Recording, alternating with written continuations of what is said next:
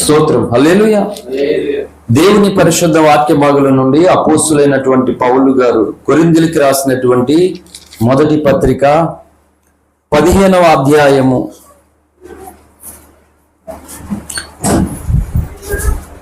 50, 51, 52 వచనాలను మూలవాక్యంగా నేనే చదువుతున్నాను. దయచేసి పరిశుద్ధ బైబిల్ గ్రంథం ఉన్న వాళ్ళందరూ తెరిచి చూడండి, లేని వారు శ్రద్ధగా ఆలకించవలసిందిగా మనం చేస్తున్నాను. సహోదరులారా, నేను చెప్పినది ఏమనగా, రక్త మాంసములు దేవుని రాజ్యమును స్వతంత్రించుకున్న నేరవు, క్షయత అక్షయతను స్వతంత్రించుకున్నదు. ఇదిగో మీకు ఒక మర్మము తెలుపుచున్నాను. మనమందరము నిద్రించము గాని నిమిషములో ఒక రెప్పపాటున కడబూరం రోగగానే మనమందరము మార్పు పొందుదాము. బూరం రోగును అప్పుడు మృతులు అక్షయులుగా లేపబడుదురు, మనము మార్పు పొందుదాము. ఈ పరిశుద్ధ వాక్య భాగం దేవుడు మన వినికిడిలో ఆశీర్వదించును గాక. ఆమె చిన్న మాట ప్రార్థన చేసుకుందాం. స్తోత్రం నాయన, ప్రేమ కలిగిన తండ్రి, మీకు 104 స్తోత్రాలు చెల్లిస్తున్నాం. ఈ రాత్రి ఇగో పెదవలసల సంఘంలో అయ్యా ఇగో జరుగుతున్నటువంటి సంపూర్ణ రాత్రి ప్రార్థన పెట్టి మిమ్మల్ని స్తుతిస్తున్నాము ప్రభువా. అయా ప్రతికూల వాతావరణంలో మేము కూడుకునే కృపనిచ్చినందుకు తండ్రి మీకు 104 స్తోత్రాలు. ఇగో ప్రభువా, చదవన లేఖనము ద్వారా నీ దాసును అభిషేకించి సంఘమునకు క్షేమాభివృద్ధి కలుగునట్లుగా, ఈ రాత్రి చేరువచ్చిన ప్రతి బిడ్డకు మేలు కలుగునట్లుగా ప్రభువా, కొంచెం నా ప్రతి విధమైన ఆటంక శక్తులన్నింటినీ లయపరిచి అయ్యా ఈ కొడుకు ద్వారా మీరు మాత్రమే మహిమ పొందుకోమని యేసయ్య నామమున స్తుతించి ప్రార్థించి వేడుకుంటున్నాం తండ్రి. ఆమేన్, ఆమేన్, హల్లెలూయా. దేవుని పరిశుద్ధ నామానికి మహిమ కలుగును గాక. సంపూర్ణ రాత్రి ప్రార్థనకు చేసినటువంటి మీ అందరికీ కూడా ప్రభు నామములో హృదయపూర్వకమైన వందనాలు. అలాగే లైవ్ ద్వారా ఆయా స్థలాల నుండి మాతో పాటు దేవుని యొక్క వాక్యమును ధ్యానిస్తూ ఏకీభిస్తూ ఫాలో అవుతున్నటువంటి సోషల్ మీడియా మిత్రులందరికీ కూడా హృదయపూర్వకమైన వందనాలు. మంచిది, చాలా సమయం ఉంది కనుక త్వరగా వాక్య ధ్యానాన్ని ముగించుకుని విజ్ఞాపన ప్రార్థన చేద్దాం. మీకున్న ప్రాముఖ్యమైనటువంటి ప్రార్థన అంశాలు చెప్పినప్పుడు దాని కొరకు కూడా ప్రార్థన చేస్తాం కనుక, అంటే నాకు తెలిసినంత వరకు నేను చేస్తాను. ఏదైనా ఇంకా మీ కొరకు చేయవలసిన అంశాలు ఉంటే అవి మీరు చెప్తే తర్వాత మనం అంశాలన్నీ కూడా ఈ రాత్రి చేద్దాం. మంచిది, హల్లెలూయా. అపోస్తలుడైనటువంటి పౌలు గారు మనందరికీ కూడా సంతోషము కలిగించేటువంటి ఒక అద్భుతమైనటువంటి మాటను ఈ రాత్రి పరిశుద్ధాత్మ దేవుడి ద్వారా పౌలు రాసినటువంటి లేఖనము ద్వారా దేవుడు మనకు అందిస్తూ ఉన్నాడు. ఏంటి అని అంటే, మనమందరము నిద్రించము గాని, అంటే మనమందరం చనిపోము గాని, చావు లేకుండానే, మరణం రాకుండా, అంటే చనిపోయినటువంటి వారు పునరుద్ధానం చెంది పరలోకానికి వెళ్ళేది వేరు, మరణము పొందకుండానే ఈ మట్టి శరీరానికి మహిమ శరీరాన్ని దేవుడిచ్చి పరలోక రాజ్యానికి తీసుకుని వెళ్ళడము వేరు. కనుక మనమందరము నిద్రించము గాని కనురెప్ప పాటున కడబూరం రోగగానే అని లేఖనం చెప్తుంది. ఇది ఒక జటిలమైనటువంటి అంశం. నిజానికి తక్కువలో తక్కువ 6 గంటలు పైగానే ఒక్కొక్క మొక్కను ధ్యానం చేసుకుంటే ఆ బోర్ల దగ్గరకు వచ్చేసరికి 6 గంటలు దాటేస్తుంది. మిగిలిన సంగతులు పక్కన పెడతాయి, ఓన్లీ బోర్ల కోసం. హల్లెలూయా. కనుక అవసరాన్ని బట్టి, సమయాన్ని బట్టి చాలా సంగతులను పక్కన పెట్టి ప్రాముఖ్యంగా ఈ రాత్రి ఈ ఆల్నైట్ ప్రార్థనకు అవసరమైనటువంటి కొన్ని సంగతులను మనం జ్ఞాపం చేసుకుని ముందుకు వెళ్దాం.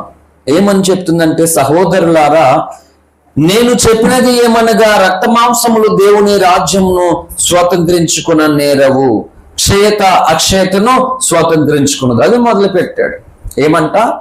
రక్త మాంసములు దేవుని రాజ్యమును స్వతంత్రించుకున్న నేరం. అంటే ఈ శరీరాలతో మనం పరలోక రాజ్యంలోనికి వెళ్ళలేము. అర్థమవుతుందా? దేవుని రాజ్యానికి మనం వెళ్ళాలి, ఆయన రాబోతూ ఉన్నాడు. ఈ శరీరాలతో వెళ్ళలేము. కనుక ఈ శరీరంతో మనం వెళ్ళమనేది ఎంత వాస్తవమో, కానీ మనము పరలోక రాజ్యానికి ఎత్తబడడానికి, దేవుని రాజ్యంలో ఆయన రాకడలో మనం ఎత్తబడడానికి ఈ శరీరం మనకి అవసరము. హల్లెలూయా. ఏం చెప్తుంది అంటే, ఈ శరీరంతో దేవుని రాజ్యానికి వెళ్ళాం, కానీ దేవుని రాజ్యానికి వెళ్ళడానికి ఈ శరీరం మనకి చాలా అవసరము. హల్లెలూయా. శరీరం అవసరం అన్నాను కానీ శరీర ఆశలు అవసరం అనలేదు నేను. అందుకనే రక్త మాంసాలు అంటే ఈ శరీరాలు దేవుని రాజ్యాన్ని ఎందుకు స్వతంత్రించుకును అంటే యోహాను ప్రకటన గ్రంథం రాసినటువంటి యోహాను భక్తుడు ప్రవక్త యోహాను రాసినటువంటి మొదటి పత్రిక 2వ అధ్యాయము 15వ వచనం నుండి చదవండి. ఈ లోకమునైనను లోకములో ఉన్న వాటినైనను ప్రేమింపకుడు. ఆగండి ఏమన్నాడు? ఈ లోకమైనను ఈ లోకములో ఉన్న వాటినైనను ప్రేమింపకుడి అన్నాడు. అంటే ఈరోజు మన ఇష్టం అంతా, ఏది చేయాలన్నా ఏది చేయకూడదన్నా మన ఇష్టం అంతే. మన ఇష్టాన్ని మనం నెరవేర్చుకోవడానికి పూనుకున్నప్పుడు వాక్యం ఏం చెప్తుంది, దేవుడు ఏమి ఇచ్చాడు మనకి ఆజ్ఞ, ఇది కొంచెం ఆలోచించాలి మనం. ఇవేం ఆలోచించకుండా నీ శరీరం నీ ఇష్టం కాబట్టి ఒక అంటాడు, నా డబ్బులు నేను తాగుతున్నాను, నాకు నచ్చినట్లుగా నేను ఉంటాను, నువ్వెవడో నాకు చెప్పడానికి అంట. సంకనకు పోయే బ్యాచ్ అంతా ఇలాగే మాట్లాడతారు. కనుక రక్షణ పొద్దున నువ్వు అలాగే మాట్లాడితే వాళ్ళకి నీకు తేడా ఏమైనా ఉందా? ఏముండదు తేడా. అంటే మనం ఏదో తాగుడు మానేసి లోకలు అన్ని మానేసి చర్చకొచ్చి రక్షణ పొందినంత మాత్రం ఏమీ ఉండదు. లోకమునైనను లోకంలో ఉన్న వాటినైనను ప్రేమింపకూడి. హల్లెలూయా. అంటే మనం ఆలోచన చేయాలి. కంటిన్యూ. ఎవడైనను లోకమును ప్రేమించిన ఎడల తండ్రి ప్రేమ వానిలో నుండదు. లోకాన్ని ప్రేమిస్తే ఏమవుతుంది అంట? తండ్రి ప్రేమ ఉండదంట. మరి తండ్రి ప్రేమ నీలో ఉండలేనప్పుడు నువ్వు ఎలా ప్రేమ లోకానికి వెళ్తావు? వెళ్ళవంతే. దేవుడు తీసుకుని వెళ్ళనని చెప్పలేదు, కానీ నీవు దేవుడు ఇచ్చినటువంటి ఈ శరీరాన్ని నువ్వు దేని కొరకు వాడుకుంటున్నావో దాన్ని బట్టి దేవుని రాజ్యాన్ని నువ్వు పోగొట్టుకుంటావా, దేవుని రాజ్యాన్ని పొందుకుంటావా అనేది ఈ శరీరం మీద ఆధారపడి ఉంటుంది. అందుకని ఈ శరీరం అనేది అక్కడికి వెళ్ళదు, కానీ అక్కడికి వెళ్ళడానికి ఈ శరీరం అవసరం. హల్లెలూయా. ఎందుకు అవసరం అంటే ఈ శరీరంతో ఉపవాసాలు ఇక్కడ ఉండాలి. ఎందుకు అంటే అక్కడ నేను సురక్షితంగా క్షేమంగా యుగయుగాలు ఆనందకరమైనటువంటి దేవునితో ఆ లోకంలో నేను సంతోషభరితుడిగా ఉండాలని ఈ శరీరంతో నేను ఉపవాసం ఉండాలి. అందుకు అవసరం ఈ శరీరం. అంతేగాని ఈ శరీరానికి ఏది ఇష్టమో అది నేర్చుకుంటూ అది నెరవేర్చుకుంటూ దాన్ని అనుసరించుకుంటూ చూసిందల్లా కోరుకుంటే చేయాలనుకునేవన్నీ చేయడానికి కాదు ఈ దేహం ఇచ్చింది. ఈ దేహముతో నీవు సిలువను మోయాలని, ఈ దేహముతో క్రీస్తు నిమిత్తము నువ్వు ప్రకటన చేయాలని, ఈ దేహముతో నశించిపోతున్నటువంటి ఆత్మల రక్షణ కొరకు నువ్వు కన్నీరు కార్చాలని ఈ దేహము మనకు అమర్చబడి ఉన్నది. అయినప్పటికీ ఈ దేహము రాదు అక్కడికి. దేహముతో ఎవరైతే భక్తి చేస్తారో విశ్వాసం ఉంచుతారో వారికి మహిమ శరీరం అనేది కలుగుతుంది. చాలా ఇలువైనటువంటి సంగతి. హల్లెలూయా. కనుక మెట్టకు అవసరాన్ని బట్టి కొన్ని ధ్యానించుకుంటూ మనం ముందుకు వెళ్దాం. కంటిన్యూగా చదవమ్మా. చెప్తున్నాడు ఎందుకు ప్రేమించకూడదు లోకాన్ని, ఎందుకు లోకంలో ఉన్న వాటిని మనం అనుసరించకూడదు అంటే లోకంలో ఉన్న అంతా లోకంలో ఉన్నదంతయు అనగా శరీరాశయు నేత్రాశయు జీవపు డంబమును. ఏమున్నాయంట లోకంలో? శరీరాశయు నేత్రాశయు జీవడంబము. డంబము ఉపయోగం లేనటువంటి డంబమైనటువంటి మాటలు, శక్తి లేనటువంటి మాటలు, క్షేమాభివృద్ధి కలగలేనటువంటి మాటలు, మంచి కానిటువంటి మాటలు, ప్రయోజనకరము కానిటువంటి మాటలు. హల్లెలూయా. జీవపు డంబము అంట. అది ఆఫ్తేనే నీట్గా ఉంది. హల్లెలూయా. సో ఇవి ఏముంటా తండ్రి వలన పుట్టినవి కావు. కాబట్టి ఏమవుతుంది? అవి లోక సంబంధమైనవి. లోకమును దాని ఆశయు గతించిపోచున్నవి గాని దేవుని చిత్తమును జరిగించేవాడు నిరంతరము నిలచును. హల్లెలూయా. లోకమును దాని ఆశలు గతించిపోతే అంటే అప్పుడు చెప్పండి, గతించిపోయే దాన్ని మనం ఎందుకు ప్రేమించడం, గతించిపోయే దాని కొరకు ఎందుకు మనం ప్రయాసపడడం? అంత సమయం అంతా వృధా అయిపోయినట్టే కదా. ఇప్పుడు గతించిపోయే నాశనం అయిపోయే దాని కొరకు మనం అంత ప్రాకులాడి ప్రయాసపడి ఏం ఉపయోగం? శాశ్వతమైన లోకం ఉందని దేవుడు చెప్తే నిజం చెప్తున్నాను, ఈరోజు క్రైస్తవులు అనేకులు శాశ్వతమైనటువంటి దాన్ని నేను ఎలాగైనా పొందుకోవాలి, నేను ఎలాగైనా చేరాలనే ఆశ లేదు. ఇక్కడ ఉంటామో పోతామో తెలియదు, ఇక్కడ ఎలా ఉంటుందో తెలియదు, దీని కొరకే దాహం అంతా. ఏంటో మరి అర్థం కాని పరిస్థితి. ఇంకా ఈ విషయంలో మనకి లోకానికి తేడా ఏమీ లేదండి. లోకంలో ఎవరు రక్షణ పొందారో, రక్షణ పొందలేని వాళ్ళు ఎవరో, పొందిన వాళ్ళు ఎవరో తెలియడం లేదు. అలాగైపోయింది. అంటే శాశ్వతమైనది ఒకటి ఉన్నదని దేవుడు కంఠాస్పదముగా ఎన్నో లేఖనాలతో ఆధారంతో దేవుడు చెప్పినప్పటికీ కూడా అది ఎలాగైనా నేను పొందుకోవాలి, అక్కడికి చేరాలని ఆశ కనబట్టలేదు దేవుని పిల్లలకి. తండ్రి వలన పుట్టినవి కావు, అవి లోక సంబంధమైనవి అని చెప్పాడు. దీని కొరకే ఆరాటం. ఎవరైనా తండ్రి ఈ లోకాన్ని ప్రేమించినప్పుడు, లోకాశలను అనుసరించినప్పుడు, ఈ లోక సంబంధమైన వాటి కొరకు ఇక్కడ ప్రయాసపడి జీవితం అంతా బ్రతుకంతా దాని కొరకే కష్టపడిపోయినప్పుడు ఏమవుతుందంట అంటే తండ్రి ప్రేమ ఉండదంటే ఏముండదు. సింపుల్ గా చెప్తున్నాడు పౌలు గారు, అపోస్తలుడైన పౌలు గారు కొరింథీయులకు రాసినటువంటి మొదటి పత్రిక 3వ అధ్యాయం 1వ వచనం. త్వరగా సమయం లేదు. సహోదరులారా, ఆత్మ సంబంధులైన మనుషులతో మాట్లాడినట్లు నేను మీతో మాట్లాడలేకపోతేని, శరీర సంబంధులైన మనుషులేనియు క్రీస్తునందు పసిబిడ్డలేనియు మీతో మాట్లాడవలసి వచ్చెను. హల్లెలూయా. దేవుడు మాట్లాడాలనుకున్నప్పుడు కూడా నువ్వు మంచోడువా చెడ్డోడువా, నువ్వు జ్ఞానం ఉందా లేదా ఇది చూడడు. కానీ దేవుడు ఏం చేస్తూ ఉన్నాడట, శరీర సంబంధులు ఆత్మ సంబంధులను ఆయన ప్రేమతో మాట్లాడాలనుకుంటున్నాడు. నీకు మేలు కలిగే విధంగా, నీకు క్షేమము కలిగే విధంగా మాట్లాడాలనుకున్నప్పుడు దేవుడు వస్తున్నప్పుడు ఏం జరుగుతుందంట, మనము శరీర సంబంధమైనటువంటి మనుషులుగా ఉండేటువంటి విధానంతో ఆయన మాట్లాడాలనుకున్నది మాట్లాడలేకపోతున్నాడంట. మీరు చూడండి, ఎవరినైనా అడగండి కావాలితే, దేవుడు అందరితోనూ మాట్లాడతాడు. ఎంతో మంది అండి, స్వామి వివేకానంద గారు గురువు అయినటువంటి ఏం పేరు రామకృష్ణ పరమహంస గారితో దేవుడు మాట్లాడాడని ఆయన పుస్తకంలో రాసుకున్నాడు. యేసు ప్రభు వారిని గూర్చి ఈరోజు బత్తాయిలో చేయగా మాట్లాడుతున్నారు. హల్లెలూయా. ఇప్పుడు బత్తాయిలు పిండిన రసం రావట్లేదు, అలాంటి బత్తాయిలు మాట్లాడుతున్నారు. స్వామి వివేకానంద లాంటి జ్ఞానులు ఏమో ఆయన కోసం గొప్పగా చెప్పారు. ఆయన గురువు కూడా ఆయన కోసం పుస్తకాల్లోనే రాసుకున్నాడు. ఈ రసం లేని బత్తాయిలు అంటే సారం లేనటువంటి బత్తాయిలు, సరైన సెన్స్ ఇంగిత జ్ఞానం అనేటువంటిది, సామాజిక స్పృహ అనేటువంటిది లేని బత్తాయిలు వచ్చి మాట్లాడుతున్నారు ఈ రోజు. హల్లెలూయా.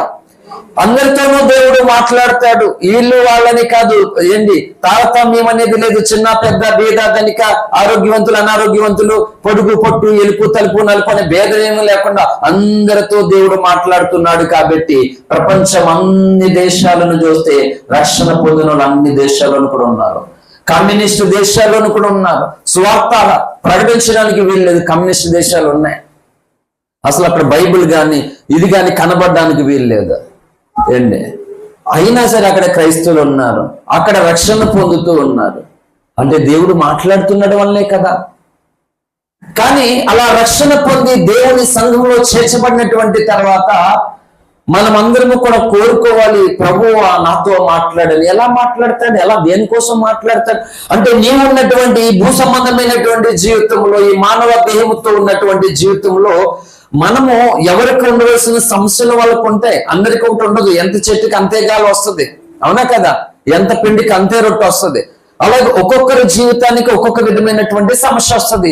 అయితే ఏం జరుగుతుందంటే, ఇప్పుడు 100% ఏం జరుగుతుందంటే, సాతానుడు మనల్ని ఈ రోజు పొందిన రక్షణలోను సత్యములోను ఆ ఆనందాన్ని మనం అనుభవించకుండా, ఆ సంతోషాన్ని మనం పొందుకోకుండా మనల్ని ఎక్కడికక్కడే బంధించేసేసాడు సాతానుడు. ఈ రోజు ఒక్కొక్కరు ఒక విధంగా బంధకాలతో బంధింపబడిపోయి ఉన్నాడు. రక్షణ ఆనందం లేదు, దేవుడు నాకు దొరికాడని సంతోషం లేదు ఈ రోజు అనేకులకి. కానీ బీదరాజు లాంటి వాడు రక్షణ ఆనందంతో జీవించాడు. దేవుడు నాకు దొరికాడు ఇక్కడ అని సంతోషంగా తను జీవించాడు. కాబట్టి అంత గొప్ప స్థానాన్ని తను పొందుకోగలిగాడు. ఇంత గొప్ప రక్షణను నిర్లక్ష్యం చేసిన ఎడల ఎలాగూ తప్పించుకుందు. కనుక ఎందుకు నేను చెప్తున్నాను, చాలా రోజులుగానే ఆల్రెడీ ప్రార్థన కొరకు నేను ఇక్కడ పెరగడానికి పూనుకున్నాను. మొన్న వాళ్ళు ఏదో మాట్లాడుతున్నా, అందుకే నేను కొంచెం కోపడ్డాను. కావాలని ఏం కాదు, కానీ ప్రేమతోనే. అంటే ఒక నియమంతో ప్రార్థన, ఆల్రెడీ ప్రార్థన జరగాలి. కొన్ని బంధకాలలో నుండి, కొన్ని యొక్క బలహీనతల్లో నుండి మనము బల పొందాలని నేను వచ్చిన కాడి నుంచి కూడా 6 నెలలు అయిపోయింది. ప్రార్థన చేస్తూనే వచ్చాను, పూనుకున్నాం. ఒకేసారి ఏమైపోయింది, ఒకసారి జరుగుతుందని బొత్తుగా నమ్మకం లేదు. నీకు ఫోన్ చేశానా, మళ్ళీ చర్చిలోకి వెళ్ళి మోకల్లేసి, ప్రభువా ఎలాగైనా తండ్రి రాత్రి అక్కడ ప్రార్థన జరగాలి, వాతావరణం ఓ పక్క కరెంట్ లేదు, ఏమీ లేదు తండ్రి. చెప్పాను ఈ సమయం వరకు తండ్రి ఇంకా అవకాశం ఉందా, దాటిపోతే మళ్ళీ మాకు కూడుకోవడానికి అవుతుంది, ఎందుకంటే మళ్ళా ఉపవాస ప్రార్థన, ఉదయం ప్రార్థనలో పాల్పొంగులు పొందాలి. కనుక ఉన్న ఈ కొంత సమయము ఇప్పుడు అంతా ఇలాగ అయిపోతే తర్వాత ఎప్పుడో కరెంట్ వచ్చి ఎప్పుడో వర్షం తగ్గితే అప్పుడు మాకు సమయం సరిపోతుంది, వెళ్ళడానికి కూడా అవ్వదు ఇంకా అని జస్ట్ అలా మోకాలు వేసి కొంచెం బాధని వ్యక్తపరిసరికి పైకి లేసరికి దేవుని కొరకు పెట్టి కరెంట్ వచ్చేసింది. హల్లెలూయా. ఇంకా టక్ మొత్తం మీద దేవుని కొరకు పెట్టి సంతోషం, అందరూ వచ్చారు, వాతావరణం అనుకూలత లేకపోయినా కానీ. కాబట్టి మీ అందరి ఆసక్తిని బట్టి దేవుణ్ణి స్తుతిస్తూ ఉన్నాను. హల్లెలూయా. కాబట్టి ఆ ఆసక్తికి తగినటువంటి ఆశీర్వాదాన్ని తీసుకుని వెలుదురుగాక. ఏరా బాబు ఎక్కడున్నావు, నోట్లో ఏముంది? హల్లెలూయా. నువ్వు నా దగ్గరే కూర్చోవాలి, ఎప్పుడు కూడా ఎక్కడ ఎదుర్కొంటే ఎక్కడ కింద కూర్చోవాలి, ప్రతి మీరు చూసుకోండి. హల్లెలూయా. సో ఏం చెప్తున్నానంటే నేను ఖచ్చితంగా చెప్తున్నాను, ఇక్కడ మీ అందరికీ నేను బాగా పరిచయమైనటువంటి వ్యక్తినే కానీ దేవుని పేరిట మీ అందరికీ చెప్తున్నది ఏంటంటే, సాతానుడు ఖచ్చితంగా ఏం చేస్తున్నాడంటే మనలను బంధించేసి ఎక్కడికక్కడే బంధించేసి ఏదో రక్షణ పొందా, గుడికి వెళ్తున్నా వస్తున్నా అన్నట్లుగా వదిలేస్తూ ఉన్నాడంతే. ఈ బంధకాలు తెలిసినటువంటి నాడు బలమైనటువంటి శక్తి నీకు కలుగుతుంది, బలమైనటువంటి కార్యాల కొరకు నువ్వు పూనుకుంటావు మాట. హల్లెలూయా. కొన్నిసార్లు పిల్లలు పాక్కుంటూ వెళ్ళిపోతారని ఇప్పుడు తక్కువలే. అప్పట్లో ఏం చేసేవారంటే వాడు మెడకి ఈ నడుంకి తాడు కట్టి కొంచెం 2-3 బార్లు తాడు కట్టి వదిలేవాళ్ళు. వాడు ఎంత దూరం వెళ్తాడు అంటే వెళ్ళినంత దూరం అవతల ఎటువంటి ఇబ్బంది, ఏ గుయ్య గాని నీళ్లు గాని రోడ్డు గాని తాకకుండా తగలకుండా అంచుమించు ఇక్కడి నుంచి కొంత దూరం వెళ్ళేలాగా అంటే సేఫ్ జోన్ లోకి వెళ్ళేంత తాడు పెట్టి వదిలేవారు అన్నమాట. వీడి తాడుతో ఎక్కడికి వెళ్ళిపోదాం అనుకుంటాడు వీడు. ఎవరు నన్ను ఏం చేయలేరు అని చెప్పి అదే తాడు పెట్టి వాడు వెళ్ళిపోతాడు అనమాట. ఎక్కడి దాకా వెళ్తాడంటే ఆ తాడు ఉన్నంత వరకే వెళ్తాడు అనమాట. నేను అదే చెప్తున్నాను, సాతానుడు ఈ రోజు అనేకుల్ని వెళ్ళడానికి ఇస్తున్నాడు, మళ్ళీ బంధించేసి ఆపేస్తాడు కొంతమందిని. అందరూ ఒకే కేటగిరీ కాదు నేను చెప్పేది. ఏమండి, ఒకరినేమో మొత్తానికి ఏమండి ఎంత అవకాశం ఉన్నా సరే కొంతమంది సమస్య లేదు అసలు, మొత్తానికి అస్సలు దాహం ఉండదు అసలు. అయ్యో నేను బలహీనమైపోతున్నాను, బలం పొందాలి, నేను ఎలా బంధింపబడిపోయినాను, విడుదల పొందాలని దాహం కొంతమంది మొత్తిగానే ఉండదు మొత్తానికి. ఎందుకంటే మొత్తం ఈ శరీర ఆలోచన, శరీర సంబంధమైనటువంటి జీవితం మంచిగానే చెడ్డోని కాదు, అలాగే అయిపోతారు. కొంతమంది మొత్తం మీద తాడు కట్టినట్లుగా వదులుతాడు. వెళ్తావా, సరే వెళ్ళు అక్కడ వరకనే వెళ్తాం. ఏంటని ఇది ఉండిపోయింది, ఇంకేం చేయలేము మనం. అలాగా రక్షింపబడినటువంటి మన జీవితంలో ఇంకా పాకేవారిగా ఉంటుంది. సిగ్గు కాదు మనకి, చెప్పండి, సిగ్గు కాదు. పిల్లలు పుట్టారు, చాలా కాలం అయిపోయింది, ఇంకా వాళ్ళు పాకుతున్నారు, నా నోట్లో ఏలు పెట్టుకుని లాలీపాప్లో చెబుతున్నారు. పెళ్ళిడు వయసు వచ్చింది, ఏమనుకోవాలండి? నోట్లో ఏలు పెట్టుకుని చెబుతుంటే ఇంకానే బాగుంటుందా? మనం ప్రాకడం ఏంటండి బాబు, పరిగెత్తించాలి ఒక్కొక్కరిని. హల్లెలూయా. ఇంకా మనం ప్రాకే స్టేజ్ లో ఉంటే ఎప్పుడు నిలబడాలి, ఎప్పుడు నడవాలి, ఎప్పుడు పరిగెత్తాలి. ఆయనేమో వచ్చేస్తున్నాడు. ఏంటి పంతులు గారు చూపెడతారు, కనబడతాం, కానీ బైబిల్ చూపెడుతుంది కనబడేటట్లుగా. ప్రపంచ చరిత్ర అంతా కూడా ఆయన వస్తూ ఉండడానికి సూచనలన్నీ కూడా అక్షరాలుగా కనబడుతున్నాయి, నెరవేరుతూ ఉన్నాయి. హల్లెలూయా. అదిగదిగో అంటాడు చొక్క, కనబడదే కనబడు. అదిగో యేసు రాబోతున్నాడు మేఘాల మీద, లేఖనం ఘంటాస్పదంగా సాక్ష్యం ఇస్తూ ఉన్నది. కనుక ఇచ్చినప్పుడు ఈ భూమి మీద ఈ శరీరాన్ని కలిగినటువంటి మనము ఎన్ని బాధలు, ఎన్ని కష్టాలు, ఎందుకు ఈ బ్రతుకు అనేటువంటి ఎంత నిశ్చలమైనటువంటి నిస్సహాయమైనటువంటి పరిస్థితితో ఇలాంటి స్థితిలో ఉన్నటువంటి మనకు ఆయన రాబోతూ ఉన్నాడు, నా ప్రభు వస్తే చాలు నా స్థితి నుంచి విడుదల పొంది అనే నిరాశ నుండి ధైర్యం ఉండాలి కదా. ఇంకా నిరాశ, ఆయన వస్తున్నాడని చెప్పిన తర్వాత కూడా చెప్పండి, ఆయన వస్తున్నాడు అనేసరికి మనం ఎలా ఉండాలి? అలర్ట్ గా ఉండాలి, సిద్ధపడి ఉండాలి. నా ప్రభు వస్తున్నాడు, ఇంకా ఈ సమస్యలు నన్నేమి బంధించలేవు, నన్ను ఎవరు ఇక్కడ ఆపలేరు, నా ప్రభు వస్తున్నాడు, నా ప్రభు నన్ను తీసుకుని వెళ్ళిపోతాడు. అమ్మయ్య, ఎంత ఆనందంగా ఉంటుంది. పిల్లలు హాస్టల్లో ఉన్నటువంటి పిల్లలు దసరా ఇలాంటి హాలిడేస్ వచ్చినప్పుడు వారు రేపు పేరెంట్స్ వస్తారు, ఈ రోజు లాస్ట్, మళ్ళీ కొంత రోజులు సెలవులు కదా, చాలా ఆనందంగా సిద్ధపడి ఇప్పుడు వాళ్ళ పేరెంట్స్ ఆ తల్లిదండ్రులు వస్తారని చాలా ఆస్తి ఎదురు చూస్తాడు. అప్పుడు ఎడుతున్నాడు, మా అమ్మ చదువుతుంది, మా నాన్నతో ఎడతారు. అప్పుడు చాలా ఆస్తి ఎదురు చూస్తారు ఇంటికి వెళ్ళిపోవడం కొరకు. మన ఇంటికి వెళ్ళిపోవడం కొరకు మనలో ఆశ ఉండకపోతే ఎందుకు నిన్ను తీసుకెళ్తాడు ఆయన? అందుకంటే నన్ను ఎవరైనాను లోకమునైనాను లోకంలో ఉన్న వాటిని నేను ప్రేమిస్తే తండ్రి ప్రేమ వాళ్ళలో ఉండదు. అవి తండ్రి మూలంగా పుట్టినవి కావు, అవి లోక సంబంధమైనవంటూ దేవుడు చెప్తున్నాడు. ఈ కొరింథీ పత్రిక ఎందుకు తీశానంటే అందరితో ప్రభు మాట్లాడుతూ ఉన్నాడు. అలాగే అన్యజనులు అనేకులుగా మనము రక్షింపబడి క్రీస్తు వారమయ్యాం. ఇప్పుడు అయితే రక్షణ పొంది దేవుని దగ్గరకు వచ్చినటువంటి నీవు దేవుడు మాట్లాడాలని ఆశపడాలి, కోరుకోవాలి. ఎలా మాట్లాడతాడు దేని గురించి అని చెప్పి అక్కడికి వెళ్ళాను నేను. ఎలా మాట్లాడతాడా, నీవు ఈ శరీరంతో ఏ భారముతో ఏ బాధతో ఏ సమస్యతో ఏ ఇబ్బందితో ఉన్నావో దీనిని గూర్చి భక్తి నేను చేయలేకపోతున్నాను, నీ అందు విశ్వాసం ఉంచలేకపోతున్నాను, నేను నీ కొరకు ఏమీ చేయలేకపోతున్నాను, నేను అన్ని విధాలుగా బలహీనమే నష్టపోయి ఉన్నాను ప్రభా, నాకు ఇలా ఉండడం ఇష్టం లేదు తండ్రి, నాతో మాట్లాడని ఆశపడాలి.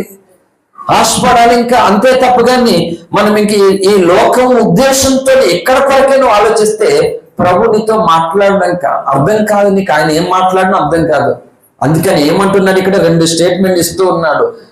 సహోదరులారా నేను నీతో మాట్లాడవలసి ఉన్నది, మాట్లాడాలనుకుంటున్నాను, కానీ ఎందుకు మాట్లాడలేకపోతున్నానంట, శరీర సంబంధమైనటువంటి మనుషులుగా కనబడుతున్నారంట. పోనీ ఎవరు రక్షణ లేని వాళ్ళ అంటే కాదు, రక్షణ పొందినటువంటి వాళ్ళు ఎలా ఉన్నారట, శరీర సంబంధాలుగా ఉన్నారంట. ఆత్మ సంబంధమైన మనుషులతో మాట్లాడినట్టు మీతో మాట్లాడలేకపోతుంది. అంటే ఆత్మ సంబంధులతో దేవుడు మాట్లాడే విధానం ఒకటి ఉన్నది. అలాగా ఆత్మ సంబంధులతో మాట్లాడినట్లుగా ఈ శరీర సంబంధం ఎవరు దేవుని పిల్లలే, రక్షింపబడిన వారే శరీర సంబంధులైనటువంటి జీవితంతో వెళ్ళిపోతూ ఉంటే వీళ్ళతో మాట్లాడలేడట దేవుడు. ఒక మాట చెప్తున్నాను, దేవుడు మాట్లాడకపోతే ఏమన్నా బ్రతుకుందా మనకి? ఉందా?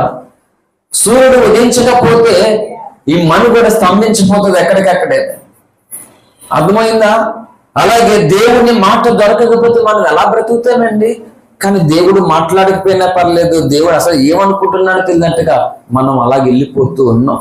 కనుక ఇలాంటి ఆల్నేటి ప్రార్థనలు దేని కనుకంటే మనము దేవుని కొరకు పరిగెత్తకుండా, దేవుని కొరకు నిలబడకుండా, దేవుని పని చేయనివ్వకుండా మనను ఈ శరీరాన్ని బలహీనపరిచి మనం కృంగిపోయేలాగా వెనక్కి వెళ్ళిపోయేలాగా బంధింపజేసినటువంటి శక్తుల నుండి విడుదల పొందడానికి ఇలాంటి ఆల్నేటి ప్రార్థనలు మనకి చాలా చాలా చాలా అవసరము. హల్లెలూయా.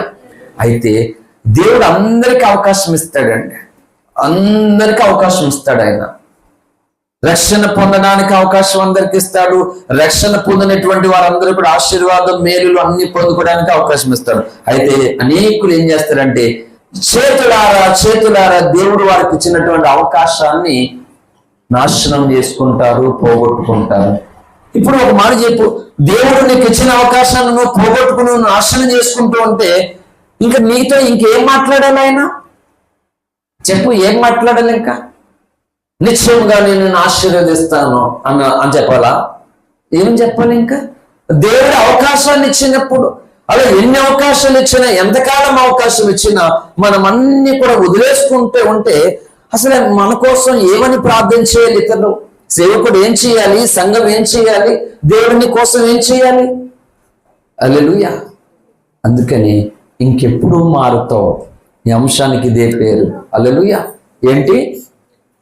ఇంకెప్పుడు మారుతావు. హల్లెలూయా. మారడంలో అనేక రకాలు ఉన్నాయి, మెల్లమెల్లగా చెప్పుకుంటూ ముందుకు వెళ్ళిపోతాను. ఏంటి అని అంటే శరీరంతో ఉన్నటువంటి మనము, శరీర సంబంధులకు ఉన్నటువంటి మనము ఏమవ్వాలి? ఇప్పుడు ఆత్మ సంబంధులుగా మారాలి. హల్లెలూయా. ఎలా మారాలి? అమ్మా ఉన్నారు అందరూ ఇక్కడ? ఎవరు మారాలి? ఎలా మారాలి? ఆత్మ సంబంధులుగా.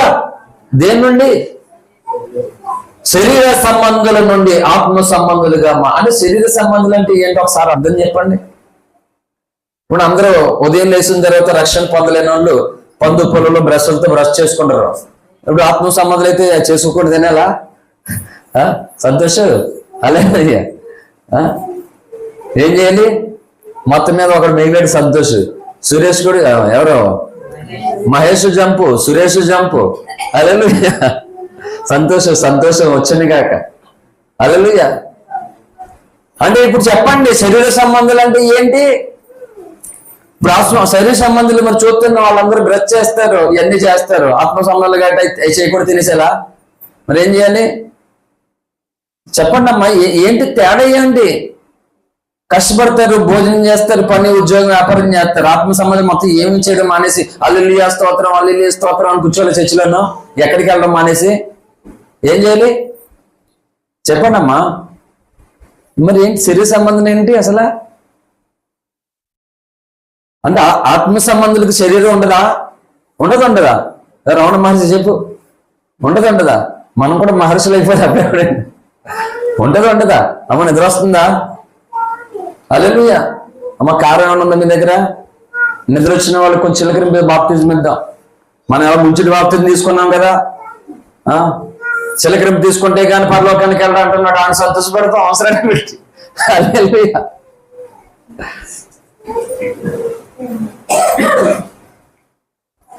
శరీర సంబంధులు అంటే ఏంటి? ఈ శరీర విషయమే భోజనం చేయడం, నిద్రపోవడం, విశ్రాంతి తీసుకోవడం, పని చేయడం, ఉద్యోగం వ్యాపారం ఏమీ ఉండవని కాదు, అన్నీ ఉంటాయి. అయితే ఆత్మ నియమములను త్రోసి వేసుకుని వినండి. అవసరాన్ని చెప్తున్నాను, ఎప్పుడు చెప్పలేదు ఈ ముక్క కోసం. శరీర సంబంధాలకు ఆత్మ సంబంధాలకు ఒక చిన్న డెఫినేషన్, ఒక స్మాల్ వర్డ్ ఏంటి అని అంటే అది చాలా పెద్ద మ్యాటరే. అయితే ఆత్మ సంబంధమైనటువంటి కార్యాలను ఉల్లంఘించు, ఆత్మ సంబంధమైనటువంటి పనిని పోగొట్టుకునే వారందరూ శరీర సంబంధాలు. పాస్టర్ అయితే ఏంటి, ఇంకోటి అయితే ఇంకోటి ఏంటంటే మనల్ని దేవుడు శరీర సంబంధులుగా ఉండడానికి కాదు తీసుకెళ్లేది, ఆత్మ సంబంధులుగా ఉండడం కొరకు. హల్లెలూయా. అయితే ఈ ఆత్మ సంబంధులుగా మనం మార్పు చెందకుండా ఈ శరీర సంబంధమైనటువంటి మనసు, శరీర సంబంధమైనటువంటి ఆలోచనలు నిన్ను వెనక్కలాగేస్తున్నాయి. ఇంకా ఎంతసేపు ఏంటంటే ఈ శరీరం వరకు ఆశ. ఏంటి దాని ప్రాబ్లం ఏంటి? ఛార్జింగ్ లో ఉందాకనే తీసేయండి. దాన్ని వాడలేదు, మార్నింగే వాడడం అంతే. ఫుల్ ఛార్జింగ్ నేను నిన్న పెట్టేసాను, తీసేయండి బాబు ఛార్జింగ్ తీసేయండి. హల్లెలూయా. సో శరీరం కోసమే ఏమి త్రిందము, ఏమి త్రాగుదాం, ఏమి ధరించుకుందాం దేవుడు ఎన్నో చెప్పాడు, ఎన్నో లేఖనాల్లో చెప్పాడు. ఆయన చూడండి, మిమ్మల్ని ఎక్కువసేపు బాధించను కానీ చాలా తక్కువసేపే బాధిస్తాను. మత్తయి సువార్త 6వ అధ్యాయము, మత్తయి సువార్త 6వ అధ్యాయము 31వ వచనం. కాబట్టి ఏమి తిందమో, ఏమి త్రాగుదమో, ఏమి ధరించుకుందామో అని చింతింపకుడి. అన్యజనులు వీటన్నిటి విషయమై ఇవన్నీ మనకి అన్ని కావాలని ఆయనకి తెలుసంట. మీ పరలోక తండ్రికి తెలియను. కాబట్టి మీరు ఆయన రాజ్యమును నీతిని మొదట వెతుకుడి, అప్పుడు అవన్నీ మీకు అనుగ్రహింపబడును. రేపుని గూర్చి చింతింపకుడి, రేపటి దినము చింతించును, ఏనాటికీడు ఆనాటికి చాలును. హల్లెలూయా. ఈ శరీరానికి భూమి మీద ఏంటి ఇతరులకు ఏం కావాలని అంటే ఏ కాలానికి ఆ కాలానికి. అప్పట్లో ఫ్యాన్లు లేవు, ఫ్రిడ్జ్లు లేవు, వాషింగ్ మెషిన్ లేవు, ఏసీలు లేవు, ఏమీ లేవు. ఇప్పుడు కాలం వేరు. మన తాతల కాలంలో వాళ్ళకి తెలియదు. ఇప్పుడు మనం కొనుక్కోవడం ఉపయోగించుకోవడం తప్పంటే కాదు, ఉపయోగించుకుంటాం. అంటే ఈ భూమి మీద ఉన్నంత కాలము ఈ శరీరానికి మేలు కలగడానికి ఏమేమి అవసరమో, ఇతరులకి ఏమేమి కోరుకుంటారో అవన్నీ కూడా దేవుని పిల్లలకి కూడా కావాలని దేవునికి కూడా తెలుసంట. హల్లెలూయా. అయితే ఈ భూమి మీద ఈ శరీరము కొరకే అన్ని ఇక్కడ పోగు చేసుకోవడం కొరకే నీకు ఇచ్చిన ఆయుష్ని, ఆరోగ్యమును, ఐశ్వర్యమును, జ్ఞానాన్ని అంతా కూడా దీని కొరకే నువ్వు వాడేస్తే వయసు అంతా అయిపోయింది. ఇప్పుడు ఓకే, అంత అయిపోయింది దీని కొరకు. ఇప్పుడు ఆయన వస్తూ ఉన్నాడు, నువ్వు ఎత్తబడాలి. ఏమి ఎత్తబడతావు, ఏమి చేస్తావు? అక్కడికి వెళ్ళి ఇచ్చినటువంటి శరీరం అంతా వయసు అంతా అయిపోయే వరకు కూడా దీన్ని మొత్తం శరీరరసంలో రసం అంతా పిండేసి పిప్పి ఏం చేసుకుంటూ వచ్చి ఏం చేసుకోవాలి ఆయన పిప్పిని? బాబయ్య ఇక్కడ ఎవరైనా ఉన్నారా అంటే ఏం చేస్తారు? తీసుకెళ్ళి ఆయన హల్లెలూయా ఏం చేస్తాడు? మొదట దేవుని రాజ్యమును నీతిని మొదట వెతుకుడి, అప్పుడవన్నీ మీకు అనుగ్రహింపబడును. హల్లెలూయా. అంటే మొదట వీటి కొరకే మనం ప్రయాసపడి, మొదట వీటినే మనం దాచుకొని, వీటి కొరకే మన జీవితం అంతా అయిపోతే మరి అవి ఎలా వస్తాయి? ఎప్పుడు వస్తాయి చెప్పండి? ఎప్పుడు వస్తాయి చెప్పండి? ఏంటి ఈ భౌతికంగా ఏమేం కావాలి అన్ని అవసరం, అవి వద్దని అన్నను నేను వాటి కొరకు పొందుకోవాలి, అవి వద్దని నేను అన్నను ఎన్నో ప్రసంగాలు చెప్పాను వాటి కొరకు. సరే, వాటి కొరకు మొత్తం నీ లైఫ్ అంతా, సమయం అంతా మొత్తం అంతా అయిపోయింది. మరి నువ్వేమో దేవుని రాజ్యంలోకి ఎత్తబడాలి. ఏం చేస్తావు అప్పుడు? ఫ్రిడ్జ్ని తీసుకెళ్తావా కూడా? వాషింగ్ మిషన్ పోని ఏమా ఏమన్నా ఏమొస్తాయి పోని, ఏసీ వస్తుందో కూడానే. అంటే ఇవన్నీ భూమి మీద మనకు ఉపయోగకరమే. కానీ భూమిని విడిచిన తర్వాత కూడా, ఈ శరీరాన్ని విడిచిన తర్వాత కూడా నీతో వచ్చేటువంటి వాటిని నువ్వు ఎప్పుడు సంపాదించుకుంటావు? సంపాదించుకోలేదా? చెప్పండి అమ్మా, ఉన్నారు అసలు? హలో, మరి ఎప్పుడు సంపాదించుకుంటామయ్యి? ఎప్పుడు? అదే అంటున్నాను. అందుకనే రేపటి గూర్చి చింతించొద్దు, ఏ నాటికి ఆ నాటికి చాలును. మొదట దేవుని రాజ్య నీతిని మొదట వెతుకుడు, అప్పుడు అవన్నీ మీకు అనుగ్రహింపబడును. ఖచ్చితంగానే అండి, ఖచ్చితంగా మనకు అవసరమైనప్పుడు దేవుడు తన చిత్తానుసారంగా మనకు అవసరం ఇస్తాడు. కానీ ఇప్పుడు మనం భక్తిని నిర్లక్ష్యం చేస్తే, పరిశుద్ధతను నిర్లక్ష్యం చేస్తే, దేవుని పనిని నిర్లక్ష్యం చేస్తే మరి ఎలాగ ఎన్ని భక్తి చేసుకోవడం? చెప్పండి. ఏంటి, ఏసీ లేకపోయినా బ్రతకచ్చు, ఫ్యాన్ లేకపోయినా బ్రతకచ్చు, కానీ ఊపిరి లేకపోతే, గాలి లేకపోతే, నాకు ఏసీ ఉంది, నాకు ఫ్యాన్ సూపర్, ఒకటి పెడితే చాలు మొత్తం ఇంట్లో ఎగిరిపోవచ్చు, అంత స్పీడ్ ఎత్తుంది ఫ్యాన్ అనుకున్నా. ఆ ఫ్యాన్ ఉంది, ఏసీ అన్నీ ఉన్నాయి, మొత్తం ఊపిరి, గాలి లేదు, ఆక్సిజన్ లేదు, బతుకుతామా? ఆ ఊపిరి ఆయన. హల్లెలూయా. ఇవన్నీ ప్రకృతి, ఇవన్నీ కూడా తాత్కాలికమైనటువంటిది. అంటే దేవుడు శాశ్వతుడు, శరీరం శాశ్వతం కాదు ఎవరికి కూడా. ఎవరి శరీరం అయినా సరే, భక్తులదైనా భ్రష్టులదైనా ఎవరి శరీరం శాశ్వతం కాదు. కానీ ఆత్మ శాశ్వతం. ఆత్మ శాశ్వతము కనుకనే ఆత్మ శాశ్వతమైన స్థలాలకే వెళ్ళాలి.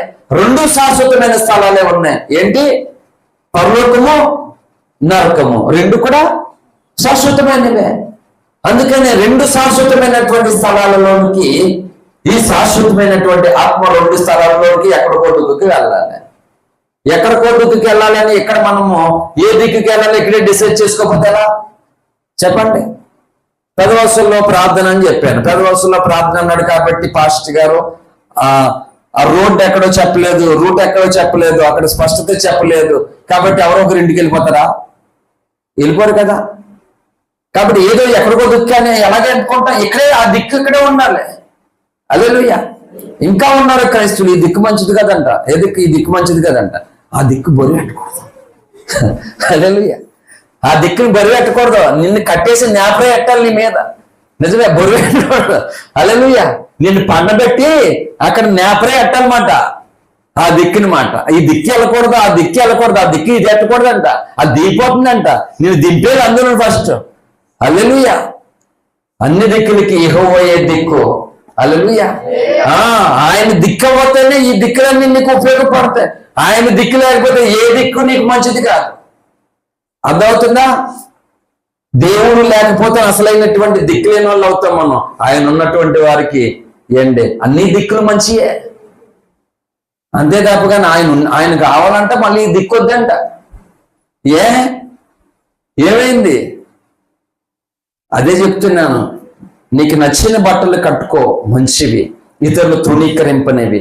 నీ ఆరోగ్యానికి సంబంధించినటువంటి భోజనం ఉంచే, మంచి పని చేయి, వ్యాపారం చేసుకో, ఉద్యోగం చేసుకో, ఏమన్నా చేసుకో. కానీ దేవుడు మంచి అని ఎంచినటువంటి దానిని నువ్వు చెడ్డగా చూస్తే ఖచ్చితంగా ఆ దిక్కుకి వెళ్తావు నువ్వు. హల్లెలూయా. ఏ దిక్కు? హల్లెలూయా. ఓ దిక్కేమో నరకం, ఓ దిక్కేమో స్వర్గం.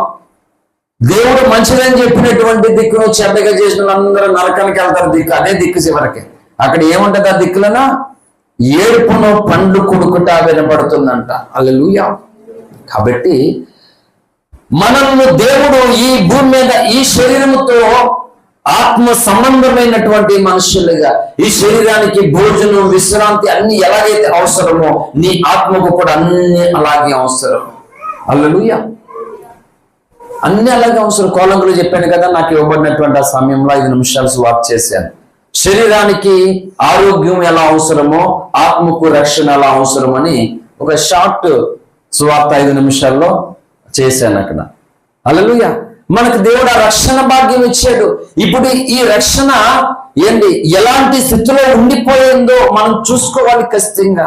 కాబట్టి ఏం చేస్తున్నాం తెలుసా, దేవుడు అందరికీ అవకాశం ఇస్తుంటే ఈ అవకాశాన్ని అనేకులు నేలపాలు చేసుకుంటున్నారు, బలహీనలైపోతున్నారు. చాలా మందికి అవకాశం ఉంది చక్కగా, కానీ ఉపయోగించుకోరు.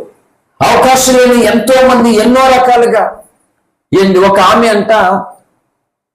అంటే కొన్నిసార్లు కుల ప్రస్తావన ఎందుకు వస్తుందంటే గణపరుచుకోవడానికో దేనికో కాదు. ప్రవక్త కూడా చెప్పాడు, ఈ ఎంతసేపు రక్షణ పొందినటువంటి వారందరినీ తక్కువ కులాలుగా మాట్లాడుతున్న బత్తాయిలు ఉన్నారు చూసావా, ఆ బత్తాయిలకి పళ్ళన్నీ ఊడిపోయే విధంగా మేము రాజులో రక్షణ పొందాం. నిన్న మన స్వార్థలో ఒక ఆయన వచ్చాడు, ఒక బదర్ హైదరాబాద్ నుండి రాజులని చెప్పాడు తను. హల్లెలూయా. కాబట్టి బ్రాహ్మణులో నుండి రక్షణ, రాజుల్లో నుండి రక్షణ, కాపుల్లో నుండి రక్షణ, అలా రకరకాలుగా దేవుడు ఎంతో మందిని రప్పించాడు. కనుక అందరు ఎస్సీలే అనుకుంటున్నా ఎలాగా కాదు కదా. కాబట్టి రాజుల కుటుంబంలో నుండి రక్షింపబడినటువంటి ఒక తల్లి సీక్రెట్ బాప్తిజం. పంటి నొప్పి వచ్చేస్తుందండి, హాస్పిటల్కి వెళ్తానండి అని చెప్పేసి ఇంటికాడ హాస్పిటల్కి అని చెప్పి బయలుదేరి ఎక్కడో తెలిసినటువంటి విశ్వాసుల ఇంటికి వెళ్ళి అక్కడ నార్మల్ శారీ కట్టుకొని ఇంటి నుంచి వచ్చినటువంటి కొంచెం చేంజ్ చేసుకొని తెలిసినంత వరకు సాధ్యమైనంత వరకు తనకి దేవుడు చేసిన కార్యాన్ని బట్టి అందరికీ స్వార్థ ప్రకటించి తిరిగి వెళ్ళేటప్పుడు గట్టి పన్ను తీసుకుని వెళ్ళిపోయాడు. ఆమె కోసం చెప్పారు ఏమనంటే, చివరికి ఆమె పళ్ళన్నీ పీకించేసుకుందంట యేసయ్య కొరకు. అంటే అది చెప్తున్నాను, దేవుని పని చేయడానికి ఈజీ కాదు అందరికీ కూడా, కానీ అందరికీ అవకాశం ఉంటుంది దేవుని పని చేయడానికి.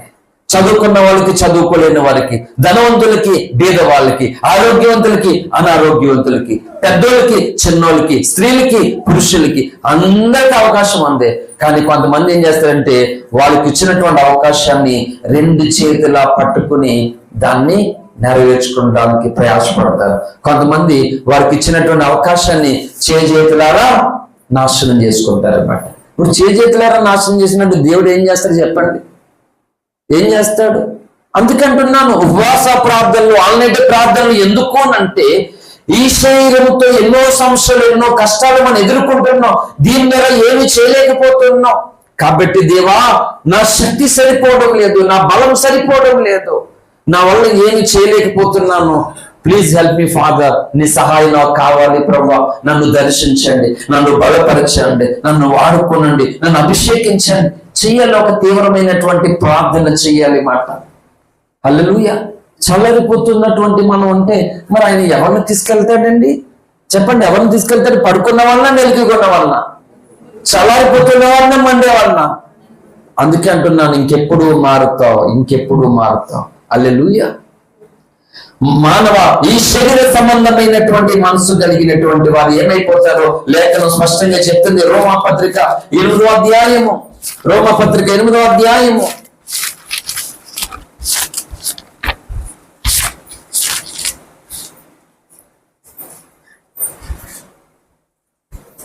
5వ వచనం. శరీరానుసారులు శరీర విషయం మీద మనసుంతురు, ఆత్మానుసారులు ఆత్మ విషయం మీద మనసుంతురు. శరీరానుసారమైన మనసు మరణం, ఆత్మానుసారమైన మనసు జీవమును సమాధానమైనది. ఏదైనగా శరీరానుసారమైన మనసు దేవునికి విరోధమైనది, అది దేవుని ధర్మశాస్త్రకు లోబడదు, ఏ మాత్రము లోబడనేరదు. కాగా శరీర స్వభావం గలవారు దేవుణ్ణి సంతోషపరచనేరరు. దేవుని ఆత్మ మీలో నివసించేనేరులా మీరు ఆత్మ స్వభావం గలవారే గాని శరీర స్వభావం గలవారు. ఇదో పెద్ద లిస్ట్ చెప్పాడు మొత్తం పౌలు గారు. ఈ ఒక్కటి చాలు, 8వ అధ్యాయం మొత్తం అంతానే. హల్లెలూయా. శరీర సంబంధులు ఏం చేయలేరట? ఏం చేయలేరు? దేవుణ్ణి సంతోషపరచలేరట. హల్లెలూయా. అందుకని ఈ శరీరంతోనే మనం ఆత్మ స్వభావం కలిగిన వారిగా మారాలి. ఈ శరీరంతోనే దేవుణ్ణి సంతోషపెట్టేటువంటి స్వభావం కలిగిన వారిగా మారాలి. ఈ శరీరం మీదే మనం మనసు పెడితే అది దేవునికి లోబడదట, దేవునికి వ్యతిరేకంగా ఉంటదంట. ఆ శరీరానుసారమైన మనసు మరణము అంట. హల్లెలూయా. అందుకని శరీర సంబంధులుగా మొదలైనటువంటి మన జీవితం ఆత్మ సంబంధులుగా మనము ముగించాలి. అందుకని మనం ఏం మారాలి అని అంటే శరీర సంబంధులు ఆత్మ సంబంధులుగా మారాలి. హల్లెలూయా. అదే మూలవాక్యం చెప్పింది. క్షేత అక్షేతను స్వతంత్రించుకున్న నేరుదు. మూలవాక్యము కంటిన్యూగా కింద చదవాలి, ముగించేస్తాను త్వరగా. 15వ అధ్యాయము కొరింథీ పత్రిక 50 వచనం ఇందాక చదివా, దానికి 3 వచనం. క్షేత అక్షేతను స్వతంత్రించుకున్నదో. ఏంటి చాలండి, ఏంటంట? క్షేత అక్షేతను స్వతంత్రించుకున్న నేరదు. ఏంటి క్షేత అంటే? క్షయమైపోయేది, నశించిపోయేది, నాశనం అయిపోయేది. అక్షేత అంటే క్షయము కానిది. హల్లెలూయా. క్షయము కానిది ఎవరు అంటే ఆత్మ, క్షయమైపోయేటువంటిది ఎవరు అంటే శరీరము. మరి ఇంత స్పష్టంగా దేవుడు మనకి ఇంత చూపించినప్పుడు మనము నాశనం అయిపోయే దాని కొరకు ప్రయాసపడాలా, నాశనము కాని దాని కొరకు ప్రయాసపడాలా? చెప్పండి, దేని కొరకు? ఎవరు మాట్లాడలేదు. అనవసరంగా వచ్చాం, వర్షం ఇంకొచ్చిన బాను, వర్షం తగ్గింది, కరెంట్ రాకపోతే బాను. హల్లెలూయా. ఏండి నేను చెప్తున్నాను ఏండి, గర్భంలో శిశువు 9 నెలలు 10 నెలలు అలా ఉండి బయటికి వచ్చినట్లుగా అనేక సమస్యల చేత, చూడండి అందరూ కూడా అనేక ఇబ్బందుల చేత, అనేక కష్టాల చేత, అనేక నష్టాల చేత ఈ భూమి మీద ఈ శరీరంతో ఉండిపోయినటువంటి మనము అలాగ ఒక శిశువు బయటకు వచ్చినట్లుగా దేవుని యొక్క వాక్యము చేత, దేవుని శక్తి చేత బయటికి రావాలి. ఆ స్థితిలోంచి రావాలండి. అక్కడే ఉండిపోకూడదు. ఆ పిల్లగాడు చక్కగా ఎక్కడే బాగుంది, బయటకు వెళ్తే అసలు మన నాన్న పట్టించుకోవడానికి సరిగ్గా ఎక్కడ ఉండిపోదు అనుకుంటాడు.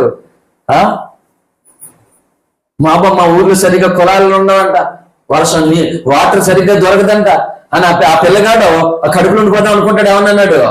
ఆడికి ఏమీ తెలియదు అసలు. ఎప్పుడు బయటకు వద్దామని చూస్తాడు. ఆడు తయారవుతుండగా, ఆడికి ఒక్కొక్క అవయం ఏర్పడుతుండగా బయటకు వచ్చేయడానికి. చూడండి, అంత బైబిల్లో ఏశావు యాకోబు పుట్టుకుని కూర్చి మొదటి కావల పిల్లలు వాళ్ళే. ఏం చెప్పాడు? ఏశావు పుడుతుంటే నేను ముందు పుట్టేద్దాన్ని కాలెట్టేసుకున్నాడు అంటాడు. హల్లెలూయా. కనీసం నేను కూడా పరిగెత్తాలని అట్టేసుకుందాం అలాగా, ఒక్కొక్కరు నేను పౌలు గారిని అట్టేసుకుందాం అలాగా. శ్రీనివాసులు చెప్పాను ఈ రోజు ఇందాక 2 గంటల 20 నిమిషాల ప్రసంగం. హల్లెలూయా. పౌలు గారిని అట్టేసుకుందాం. నేను పుట్టేద్దాం ముందని కాళ్ళు అట్టేసుకున్నాడు ఏశావుని యాకోబు. అంటే బయటకు రావడానికి అంత ఆతరపడ్డాడు, నేను ముందుకు వెళ్ళిపోలేను అంత ఆతరపడ్డాడు. కాబట్టి మనం అనేక స్థితిలో బంధింపబడిపోయి బలహీనమైపోయిన నువ్వు పూనుకున్న నాడు, నువ్వు మార్పు నొందిన నాడు నువ్వు ఎన్ని కార్యాలు చూస్తావో నీకు తెలుసా? హల్లెలూయా. శక్తికి మించిన కార్యాలు చూస్తావు. రాబోతున్న సమయం చాలా తక్కువ ఉంది, చాలా తక్కువ సమయం ఉంది. సమస్యలు చాలా ఎక్కువ ఉన్నాయి. అయినా సరే నువ్వు నిలబడితే ఆయన కొరకు ఈ ఇరుకులోని గొప్ప మేలు నువ్వు పొందుకుంటావు. హల్లెలూయా. ఎన్నో చూస్తావు మాట, ఎన్నో ఆనందాన్ని నువ్వు అనిపించుకుంటావు మాట, ఎంతో సంతోషాన్ని నువ్వు పొందుతావు మాట ఆయన కొరకు నిలబడితే. ఇంకా ఈ శరీరం కొరకే మనం నిలబడితే పొందుకోలేమండి అసలు. అని ఇస్తాడు అన్నీ మనం మిస్ చేసుకుంటాం మాట, పోగొట్టేసుకుంటాం. అర్థం కాదు దాని విలువ, అది అర్థం కాదు మనకి, చాలా నష్టపోతాం. కనుక క్షేత అక్షేతను స్వతంత్రించుకున్నా నేరదు నేరదు నేరదు. కాబట్టి దేవుడు ఏం చెప్పాడంటే మనమందరము నిద్రించము గాని నిద్రించు కడబోర బ్రోగానే అన్నాడు. అంటే కడబోర అంటే ఎన్నో బోర? యుగాంతం చదివారు అందరూ. హల్లెలూయా. అందుకే అన్నాను, బోర్ల కోసం మాట్లాడితే మొత్తం ఒక 6-5 గంటలు అవుతుంది. ఒక్కొక్క దాని కోసం చెప్పడం మొదలైతే 6 గంటల ప్రసంగం అవుతుంది. అక్కడికి వెళ్ళొద్దని చెప్పాను. అంటే చెట్టు చివరి ఏంటి కడబోర అంటే? ఎక్కడున్నారు మీరు? నేను ఎక్కడున్నాను? చివరి బోర. హల్లెలూయా.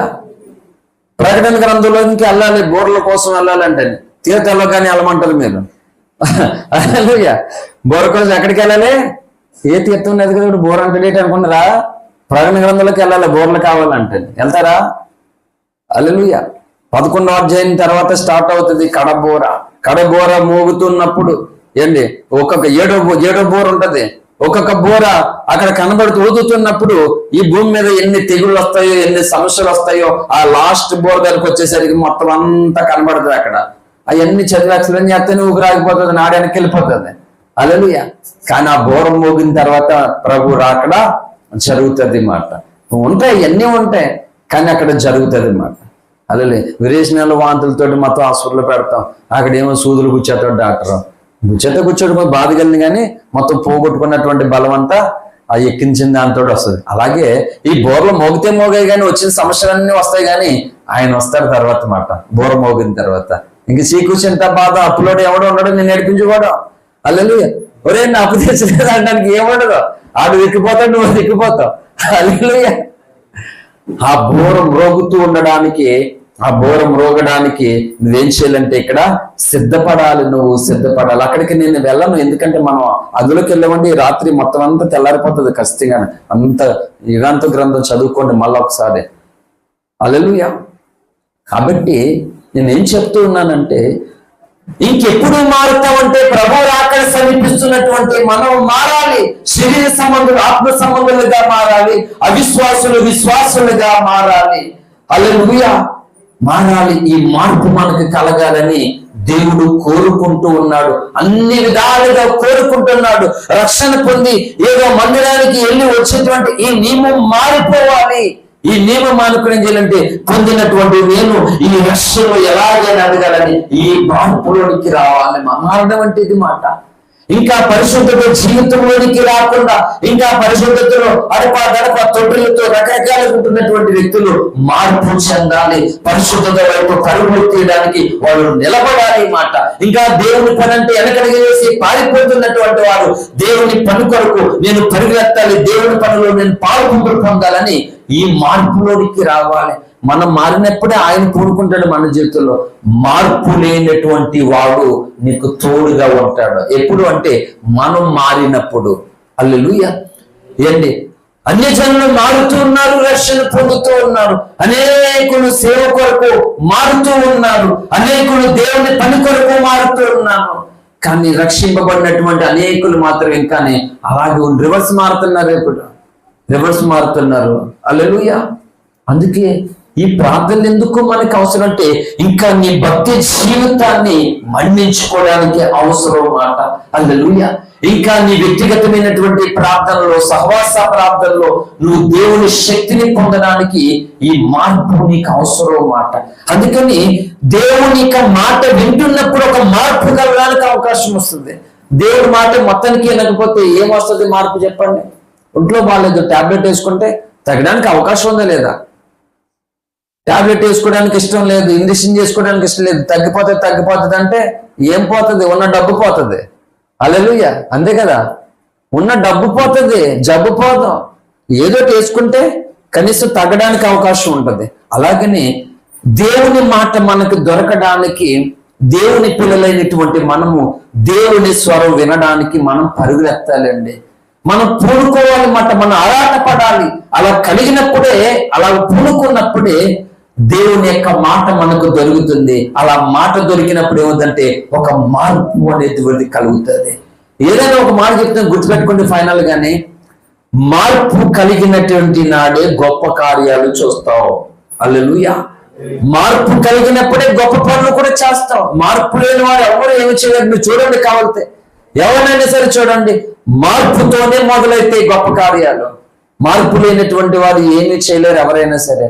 నీకు నచ్చినట్లుగానే ఉండి. అందుకే చెప్పింది లేఖనం, ఈ ఎవరైనాను లోకములో ఉన్న వాటినైనా లోకమునైనా ప్రేమించిన తండ్రి ప్రేమ వాళ్ళలో ఉండదు.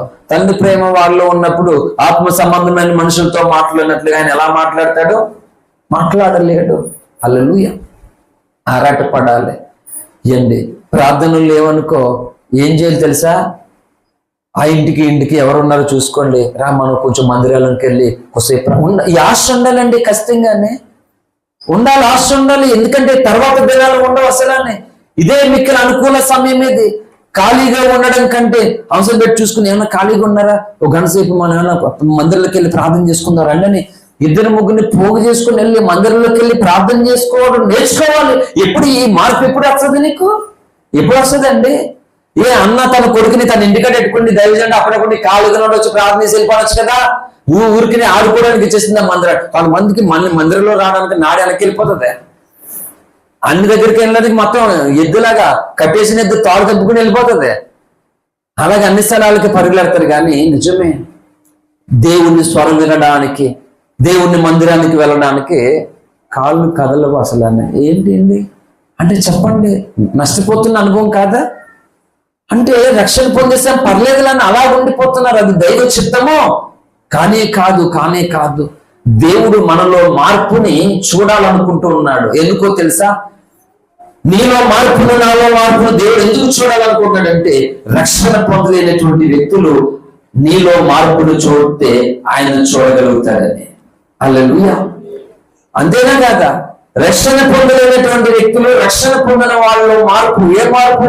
రక్షణ పొందక మునుపు నీవు ఎవరో, రక్షణ పొందిన తర్వాత నీవు ఎలా ఉన్నావో, ఈ మార్పును చూసినటువంటి నాడు క్రీస్తుని, నీ మార్పుకు కారణమైన రక్షకుని వాళ్ళు చూడగలుగుతారు. హల్లెలూయా. సత్య సంబంధులుగా ఉన్నాం, అగాపెలో ఉన్నాం, సత్యంలో ఉన్నాం. ఓకే, అగాపెలో ఉన్నాం, సత్యంలో ఉన్నాము.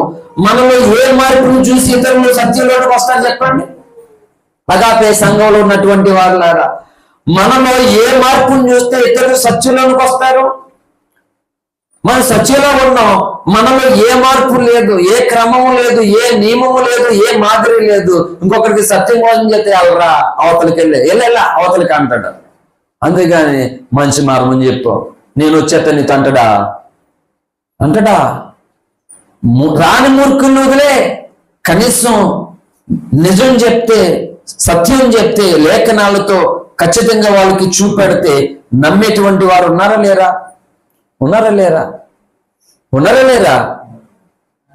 ఉన్నారు. మరి వారి కోసమైనా మనం చూపించాలా లేదా? నేను చూపించని ఎక్కడ ఉందో, నువ్వు నమ్మితే నమ్మలేతే మానే అంతవా? యేసు ఎందుకు దేవుడు?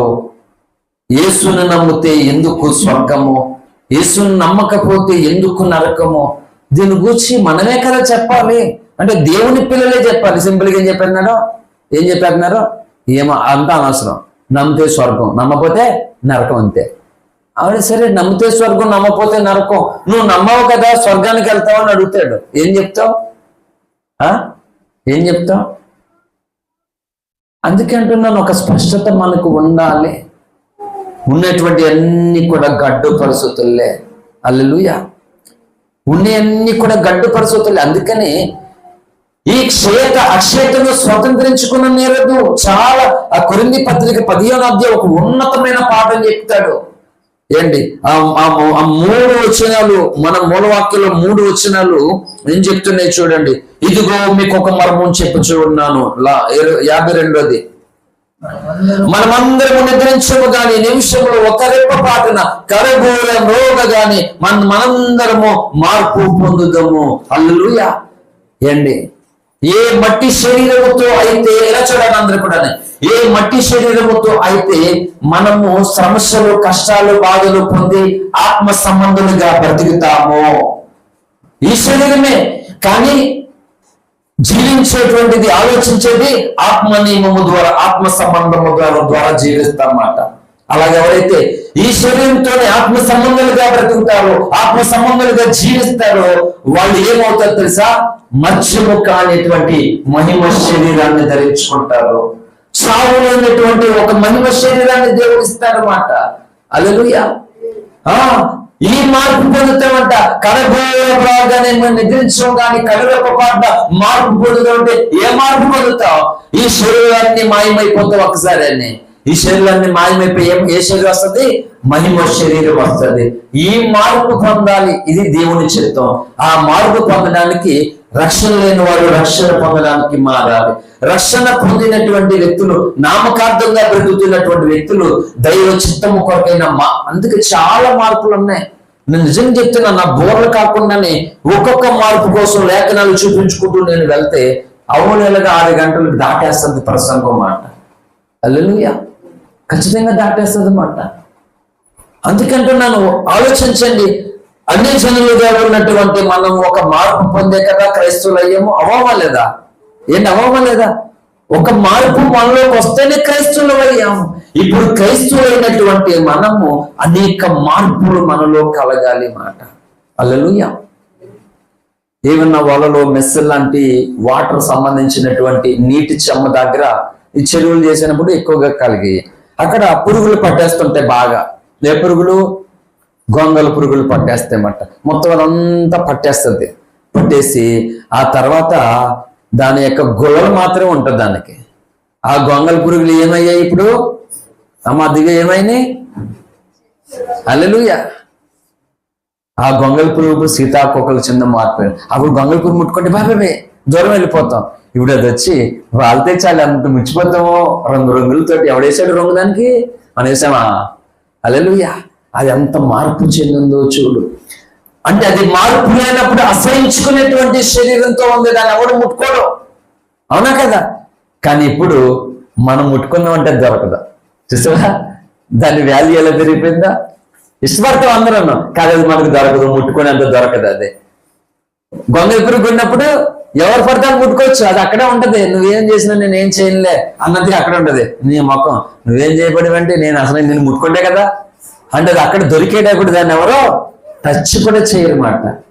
కానీ అంతటి మార్పు నొందిన తర్వాత దాన్ని ముట్టుకోవడానికి వెళ్తే అది టచ్ చేసుకునేది అసలు మనకు దొరకదు. అది ఖచ్చితంగా మన జీవితం కూడా అంతే. హల్లెలూయా. పౌలు అన్నాడు, ఏమన్నాడు? నేను పాపుల్లో ప్రధానుణ్ణి అన్నాడు. సిలువకి వ్యతిరేకంగా బ్రతుకున్నాను, నేను కనికరించబడ్డాను ఆయన కృప చేత అన్నాడు. అటువంటి వ్యక్తి ఎంత మార్పు అంటే బ్రతుకుటే క్రీస్తే. మార్పు అంటే ఇది మాట. మార్పు అంటే ఏంటి? రోజు గుడికొచ్చేయడం మార్పు కాదు.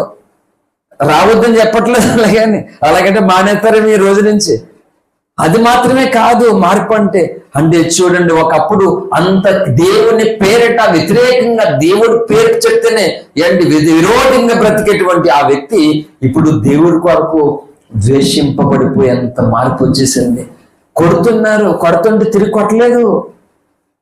అంటే అందరూ వచ్చి కొట్టేస్తుంటే అలా తిరిగి కొట్టకుండా వదిలేమని చెప్పడం కాదు. అవసరమైనా కూడా కొట్టినోడు చెయ్యి కూడా తీసేయలే. హల్లెలూయా. ఒకటి కొట్టేసరికి కనీసం ఒక దుమ్మని కొట్టేసరి ఆడితే. కాలం మారింది, ఇప్పుడు మారాలి మనం కూడా. కొట్టించుకునే వాళ్ళని కాదు, కొట్టడానికి వచ్చిన వాళ్ళనే తోలు తీసేవాళ్ళు, అలాగా కూడా మారాలి. మనం ప్రార్థన చేద్దాం కదా, అనవసరంగా కేసులు వద్దు. ప్రార్థన చేద్దామంట. ప్రార్థన ఎప్పుడు చేయాలి అప్పుడే చేయాలి, తోలు ఎప్పుడు తీయాలి అప్పుడే తీయాలి. అన్నిసార్లు వస్తుంది అవకాశం తోలు చేయడానికి. హల్లెలూయా. తీసేటప్పుడే ఏం చెప్పాడు దైవజనుడు? ప్రేమతో కౌగిలించుకోమన్నాడు. కనీసం 2 దుమ్ములని ఇరిపోలే, అటోపోటీ ఇటోపోటీ. హల్లెలూయా. అటోపోటీ ఇటోపోటీ పట్ పట్ పట్ పట్ పట్టి ఇరిపో అనమాట. ఏం చేస్తున్నావురా నన్ను ఏం చేస్తున్నావురా, వదలరా ప్లీజ్ హెల్ప్ మీ అంటే ఎవరు హెల్ప్ చేస్తారు? అప్పుడు కౌగిలించుకుంటుంటే. హల్లెలూయా. కొట్టుకుంటుంటే హెల్ప్ చేస్తారు. ఎవరైనా వచ్చి గొడవ పెట్టుకుంటున్నారండి, కౌగిలించుకుంటే తప్ప తప్ప తప్ప ఇరుకోలమాట. 2 ఎముకలు అటోపోటీ ఇటోపోటీనే. జన్మలో మళ్ళీ కళ కూడా రాదా? కళ వచ్చిన భయపడిపోతాడు, తులుక్కుబడి వేసిపోతాడు మన కళలోన. హల్లెలూయా. మార్పు నొందాలి మాట. హల్లెలూయా. ఏంటి? యెరూషలేము వీధుల్లో నిందలు అవమానాలు పొందినటువంటి దేవుడు ఏంటి ఇప్పుడు యూదా గోత్రపు సింహముగా రాబోతూ ఉన్నాడు. కాబట్టి దేవుని పిల్లలైనటువంటి మన జీవితకాలం అంతా ఒకే శైలిలో వెళ్ళిపోవడం కాదు భక్తి అంటే. ఎప్పుడు ప్రార్థన చేయాలో, ఎప్పుడు స్వార్థ చేయాలో, ఎప్పుడు దేవుని పని చేయాలో, దానికే ఆ విధానంలోనికి మనం వెళ్ళిపోవాలని దేవుడు కోరుకుంటున్నాడు. కనుక దేవుని పనిని పాడి చేయడమే జీవిత లక్ష్యంగా అపోస్తలుల కార్యం గ్రంథం 9వ అధ్యాయం 1వ వచనంలో ప్రాణాధారం ఎట్టుకున్నటువంటి వ్యక్తి ఇప్పుడు ఏమైపోయాడంటే బ్రతుకుడి క్రీస్తే చావైతే లాభం అని పిలిపి పత్రికకు వచ్చేసి ఎంత మార్పు చెప్పాడో. హల్లెలూయా. మారాలి మనం, ఈ మార్పు కలగాలి. అందుకంటున్నాను, ఇంకెప్పుడు మారుతావు? రాక వచ్చేస్తుంది, ఇంకెప్పుడు మారుతావు చెప్పండి? ఇంకెప్పుడు మారుతాడండి? ప్రార్థన చేయడానికి ఏంటి బలహీనమైపోతున్నాం, మరి ఇంకెప్పుడు మారుతాం? చెప్పండి. నేను మొట్టమొదటిగా ఏజెన్సీ వార్తకి వెళ్ళినప్పుడు అవసరం పెట్టి చెప్తున్నాను శ్రద్ధగా. అంటే కొంతమంది సిగ్గుపడిపోతారు ప్రార్థన చేయమంటే, మైకి ఇచ్చేస్తారేమో లేకపోతే అది అని చెప్పేసి. ఏజెన్సీ స్వార్థకి వెళ్ళినప్పుడు ఉదయం 9 గంటల నుంచి సాయంత్రం 5 గంటల వరకు ఉపవాస ప్రార్థన జరిగేది. ఎవరైనా ఉపవాస ప్రార్థనలో ఉంటేనే వాళ్ళని తర్వాత వాళ్ళు స్వార్థకు తీసుకెళ్లేవారు మా పాస్టర్ గారు దాసప్రభు గారు. హల్లెలూయా. కాబట్టి ఆ ఉపవాస ప్రార్థనకి వెళ్ళలేని వాళ్ళు స్వార్థకు తీసుకెళ్లేటువంటి వారు కాదు. రక్షింపబడ్డాను, మొదటి స్వార్థ ఉపవాస ప్రార్థనకి వెళ్ళాను. వెళ్తే స్త్రీలు పురుషులు అందరూ రౌండ్ గా చైన్ ప్రేయర్ లాగా ఏంటి అందరు రౌండ్ గా ఒక్కొక్కరు మోకాళ్ళేసి ప్రార్థన చేస్తూ ఉన్నప్పుడు ఒక్కొక్కరు మొత్తం భయం వేసేస్తుందా? వాళ్ళు ప్రార్థన చేసే విధానం చూస్తుంటే రోషంతో చేస్తున్నారు, తండ్రి నీకు స్తోత్రములు ప్రభువా, నువ్వు నాకు ఇచ్చిన రక్షణ కొరకు నీకు వందనాలు. ఈలోగా ఒకడు అవుట్ అయిపోతాడు. అక్కడ నువ్వు అన్ని కథ చెప్పుకుని పద్యాలు చెప్పేసరికి ఒకడు నిద్రపోతాడు. అలాగా ఇలా ప్రార్థన చేస్తే వాళ్ళు అక్కడ ప్రార్థన చేస్తుంటే 102 స్త్రీలు ఒక్కొక్కరు ప్రార్థన చేస్తారు, స్త్రీలు పురుషులు. ఆయన ఏకదాటిగా చేస్తున్నారు. భయం వేసేస్తుంది. ఎందుకు భయం అంటే నన్ను చేసేయమంటారని. నేనేమో కొత్తవాడిని, నాకేం తెలుసు దివ్య. హల్లెలూయా. మొత్తం ఒక్కొక్కరు చేస్తుంటే ఇంకా చెప్పట్లేదు, నువ్వు చేయి పాస్టర్ గారు. 1 by 1 చేస్తా అంటే లింక్ తప్పకుండా, టైం వేస్ట్ కాకుండా కంటిన్యూగా చేస్తున్నారు అన్నమాట. అలా చేసేసరికి చివరికి ఏమైందంటే నా వంతు వచ్చేసింది. నేను కొత్తవాడిని కదా, నన్ను చేయమండలేని మౌనంగా అలా ఉండిపోయాను. జోసెఫ్ నువ్వు చేయి అన్నారు. ఇంకా గుండె టక్ కొట్టేసుకుంటాను. ఇంకా మొత్తం మీద చేశాను. ఎలా చేశానో నాకు అర్థమైంది, కానీ నాకు నచ్చలేదు నేను చేసిన ప్రార్థన. చాలా సిగ్గు అనిపించింది నాకు. ఒక 10 నిమిషాలు కూడా నేను చేయలేదు మొదటి ప్రార్థన. అక్కడికి వెళ్ళిన తర్వాత అయిపోయింది. తర్వాత సాయంత్రం ఇంటికి వచ్చేసాము. ఇంకొచ్చిన తర్వాత ఆ రోజు రాత్రంతా మళ్ళీ ప్రార్థనలో గడిపాను నేను. మళ్ళా సార్ అక్కడికి నేను ప్రార్థనకి వెళ్ళాలంటే నేను వెళ్ళను. స్వార్థకి వెళ్ళాలని ఆశ ఉంది, ప్రార్థనకి వెళ్ళాలని ఆశ ఉంది, కానీ నన్ను అక్కడ చేయమన్నారు కదా, నేను వెళ్ళను. వెళ్ళాలంటే వాళ్ళు చేస్తున్నారు కదా, నేను కూడా అలా ప్రార్థన చేయాలి. ప్రభువా నాకు నేర్పించు.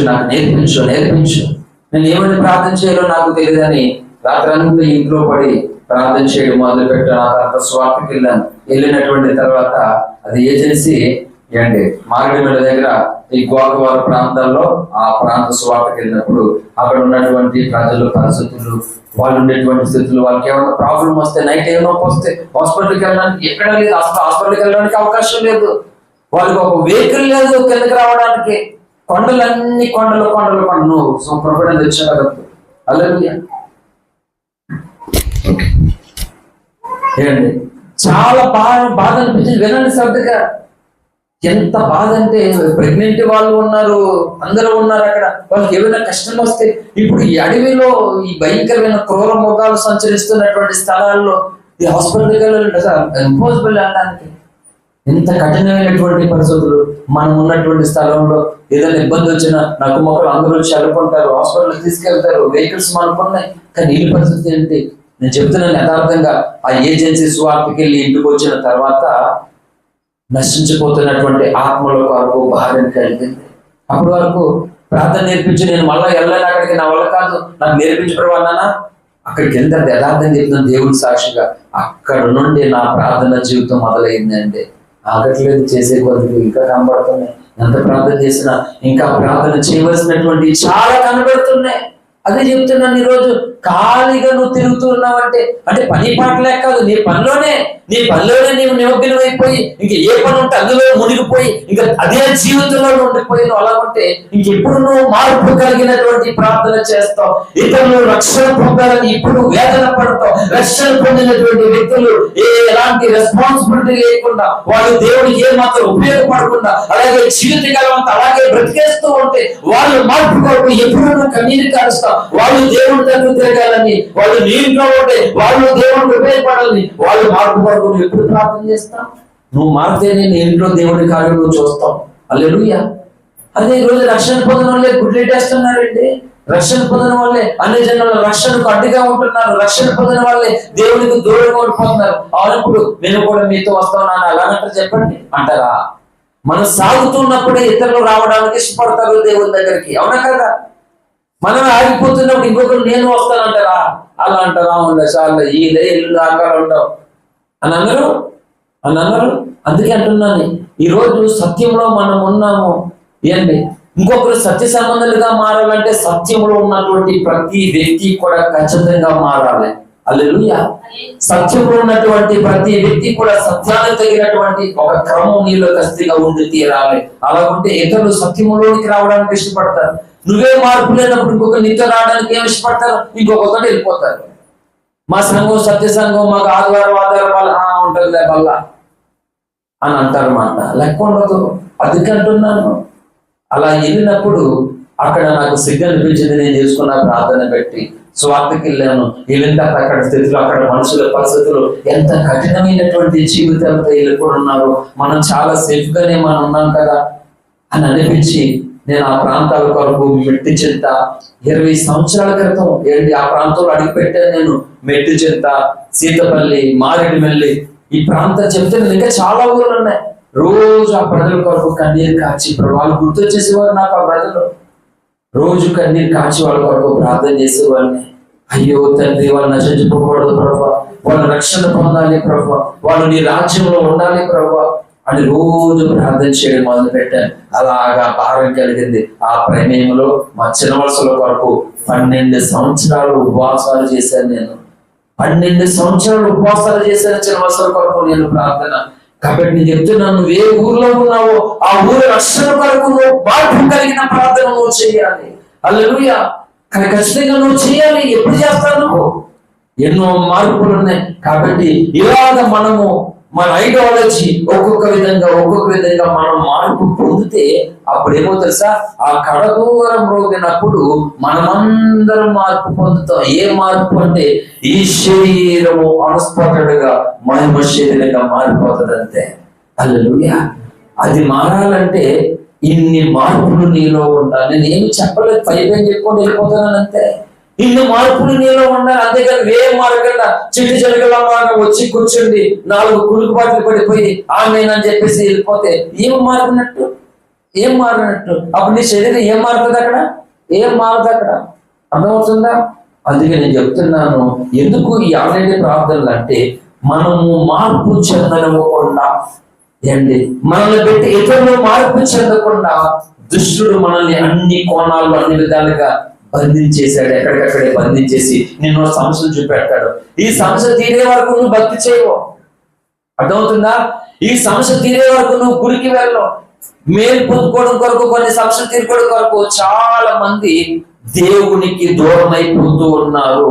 రక్షణలో బలహీనమైపోతున్నారు. తర్వాత మాట చెప్తున్నాను, వాళ్ళు ఎన్ని పాపాల్లో పడిపోతారో తెలుసా? ఒక మాట చెప్పండి, దేవునికి దూరం అయితే పాపంలో పడకపోతే ఎందుకు పడతారండి?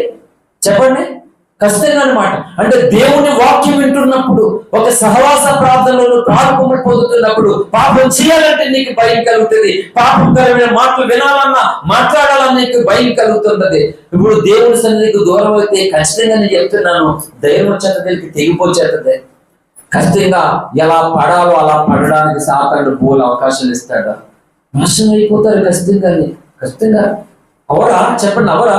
దావీదు లాంటి భక్తుడే దేవునితో అంత భక్తిగా బ్రతికితే ఒక క్షమయంలో చేయవలసినటువంటి పని చేయకుండా, యుద్ధానికి వెళ్ళవలసినటువంటి వాడు వెళ్ళకుండా ఆ సమయంలో తను పడిపోవలసినటువంటి పరిస్థితి. ఖచ్చితంగా చెప్తున్నాను, ఇన్ని అనర్థాలు ఉన్నాయి. ఏదో అనుకుంటున్నారన్నమాట. అప్పుడు నువ్వు చేయవలసినటువంటి మంచి పనుల కంటే చేయకూడనటువంటి చెడ్డ పనులు చేయడానికి కూడుకుంటున్నావు. అందుకే ఈరోజు చెప్తున్నాను, ఒక సమస్య నుండి విడుదల పొందడం మంచిదే. దేవుడు కూడా మనం సమస్యలో నుండి విడుదల పొందాలనేది దేవుని చిత్తమే. అయితే నేను చెప్తున్నా మాట గుర్తుపెట్టుకోండి, మీరు ఎవరైనా సరే, మనం ఒక సమస్య నుండి విడుదల పొందడం కొరకు అనేక సమస్యల్లో పడిపోతున్నాం. హల్లెలూయా. మనం ఒక లిస్ట్ పెట్టారు. ఒక ఆయన 2000 రూపాయలు అప్పు ఉందంట. ఒక క్రైస్తవ దైవజనుడు ఎవరో ఒక చిన్న మ్యాటర్ పెట్టారు అవసరం నాకు. చూడగానే చాలా సంగతులు అర్థమైపోయిన ఒక దెబ్బకి. ఏం చెప్పనా, 2000 రూపాయలు అప్పు ఉందంట ఒకరికి. కొన్ని దినాలు అయినాయి. ఇప్పుడు 2000 అప్పు తీర్చడం కొరకు ఒక 5000 అప్పు చేసాడట. 5000 అప్పు చేసి 2000 అప్పు తీర్చేద్దాం, మిగతా దానికి అవకాశం ఉంటుందని చెప్పేసి ఆ 2000 అయిపోయింది. ఇప్పుడు అప్పు ఎంత ఉంది? 5000 ఉంది. కొంతకాలం అయింది. ఇప్పుడు 5000 అప్పు తీర్చేయడానికి ఇంకో చోట 10,000 అప్పు చేశారట. ఈ 10,000ను 5,000 అప్పు తీర్చేశారు. వడ్డీ తీరైతే మిగిలినటువంటి దాంతో ఇచ్చలు చేసుకున్నారు. ఇప్పుడు ఎంత అప్పు ఉంది? 10,000 ఉంది. ఈ 10,000 కొంతకాలానికి అప్పు తీర్చేయడానికి వరకు 20,000 అప్పు చేసాడట. ఆ 20,000 అప్పు తీర్చడం కొరకు 50,000 అప్పు చేసాడట. ఈ 50,000 అప్పు తీర్చడం కొరకు ఫైనల్ గా 1,00,000 రూపాయలు అప్పు చేశాడట. ఇదే జరుగుతుంది ఈ రోజు ఖచ్చితంగానే.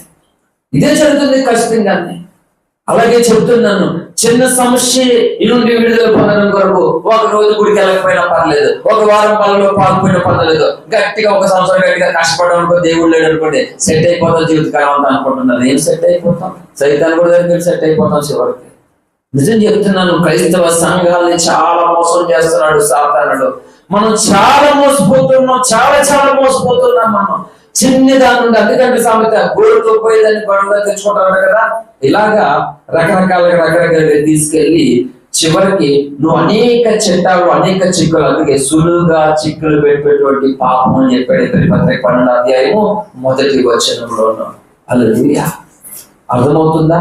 ఒక సమస్య నుండి విడుదల పొందడం దేవుడికి ఇష్టమే కాదు.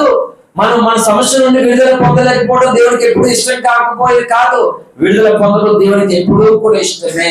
అయితే ఆ విడుదల పొందడానికి నువ్వు ఏం చేస్తానంటే అనేక సమస్యలు కొని తెచ్చుకుంటున్నావు. చెప్పండి, ఇప్పుడు దేవుడికి దూరంగా ఉన్నటువంటి వారు పడిపోరా? ఖచ్చితంగా పడిపోవడానికి ఖచ్చితమైనటువంటి అవకాశాలు చాలా పుష్కలంగా ఉంటాయి. అందుకే నేను చెప్తున్నాను, రేయనక పగలనక. నేను ఎన్నోసార్లు చెప్పాను, మొన్న కూడా ఎక్కడెక్కడ అనౌన్స్మెంట్ చేశాను. కాబట్టి సాధ్యమంత వరకు క్రైస్తవులారా, మన సంఘంలో ఉన్నటువంటి జనాలందరూ కూడా చెప్తున్నాను, సాధ్యమంత వరకు పగలైతే పగలు, రాత్రి అయితే రాత్రి, ఏదైతే 5 ఖచ్చితంగా ఎక్కువ సమయం దేవునితో గడపడానికి, ఎక్కువగా దేవుని శక్తిని పొందడం కొరకు, దేవునికి కడవరి కాలంలో ఓ మార్పు కలిగినటువంటి జీవితాన్ని అర్పించడం కొరకు మనం చాలా కూడుకోవడం అవసరం, చాలా ప్రయాసపడడం చాలా అవసరం. ఇక్కడికి వచ్చాను, చాలా అవకాశం ఉంది, అందరూ ఉపయోగించుకోలేదు, పోగొట్టుకుంటారు. ఖచ్చితంగా చెప్తున్నాను, పరలోక రాజ్యాన్ని కూడా అలా చేతులారు చాలా మంది పోగొట్టుకుంటారు. మనం ఏం చేయలేము, ఇంకా ఎవరు ఏం చేయలేము. సాధ్యమంత వరకు మన మట్టుకు మనం జాగ్రత్తగా ఉండాలి. సాధ్యమంత వరకు మన కుటుంబంలో ఉన్నటువంటి వ్యక్తులు దేవుని కొరకు నడిపించడం కొరకు మనం మార్పుతో కూడినటువంటి ప్రార్థన, మార్పుతో కూడినటువంటి పనులను, క్రియలను మనం చేయడానికి మనం పూనుకోవాలి. లేకపోతే చెప్తున్నా, మనం నష్టపోతూ వాళ్ళు నష్టపోయేలాగా మనం కారణం అవుతాం. అందరికి అవకాశం ఇస్తున్నాడు దేవుడు. అయితే ఉపయోగించుకునే వాళ్ళు కొద్దిమందే, పాడు చేసుకునే వాళ్ళు చాలా ఎక్కువ మందే. నేను ప్రార్థన చేస్తాను, ఇంకా ముగించడానికి ఇష్టపడుతున్నాను. కాబట్టి అందుకే చెప్పాను, మనమందరం నిద్రించము గాని కడపూరని కనురేప పాటన మనం మార్పు చెందుతాం. అక్షేతను స్వతంత్రించుకున్నదు. కాబట్టి క్షయమైనటువంటి ఈ దేహము కొరకు ఇక్కడ జీవితం అంతా అయిపోతుంది. మరి క్షేమం కాని ఆత్మ కొరకు, మహిమ శరీరాలను పొందుకోవడం కొరకు నీవు ప్రయాసతో, కష్టముతో నువ్వు దాన్ని పొందుకోవడం కొరకు నువ్వు సిద్ధపడాలి. ఈ మార్పు మనకు కలగాలి. అందుకే ఇంకెప్పుడు మారుతావు. ఏదో అప్పుడప్పుడు అడపాదడప గుడికి వెళ్ళే ఈ స్థితి నుండి ఎప్పుడు మారుతావు. నామకాంత స్థితి నుండి ఇంకెప్పుడు మారుతావు. ఇంకా అవిశ్వాసమైనటువంటి ఆలోచన నుండి ఇంకెప్పుడూ మారుతావు. దేవుడు పని చేయాలనేటువంటి మంటలోకి ఇంకెప్పుడూ మారుతావు. ఇన్ని మార్పులు ఉన్నాయండి మనలో, ఇన్ని మార్పులు ఉన్నాయి మాట. బైబుల్ చదవాలి, ప్రార్థన చేయాలి, నియమక కూడుకుల్లో పాలుగుంపులు పొందాలి, దేవుని పరిచయం చేయాలి, దేవుని కొరకు ఉపయోగపడాలి ఖచ్చితంగా అనమాట. ఇన్ని మార్పులు మనలో ఉండాలి. ఇన్ని మార్పులు నాడు అప్పుడు మనం ఆ మహిమ శరీరం అనే గొప్ప మార్పును పొందే వారుగా ఆయనతో ఉంటాం అన్నమాట. హల్లెలూయా. కాబట్టి ఏ మార్పు పొందమా ఖచ్చితంగా అక్కడ మనం ఎత్తబడము, అక్కడ కనబడము. కాబట్టి ఈ రాత్రి మిగిలినటువంటి సమయాన్ని కొద్ది నిమిషాలు మనం అందరం కూడా మోకరించి ప్రార్థన చేద్దాం. కాబట్టి ఈ రాత్రి ప్రభుని అడుగుదాం ఒకటే ప్రార్థన, అవును తండ్రి, నేను ఇంకా నా జీవితంలో ఎంత మార్పు చెందాలో అంత మార్పు చెందడానికి నన్ను నీకు అప్పగించుకుంటూ ఉన్నాను.